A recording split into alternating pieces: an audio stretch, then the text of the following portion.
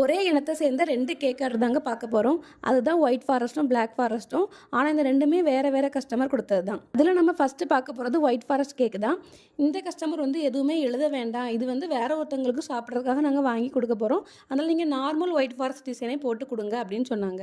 நானும் ஓகேன்னு சொல்லிவிட்டு மேலே பூ டிசைன்லாம் போட்டுட்டு கொஞ்சமாக செரி பழம் அப்புறம் ஸ்ப்ரிங்கிள்ஸ் தூவி இந்த கேக்கை கம்ப்ளீட் பண்ணி எடுத்துக்கிட்டேன்.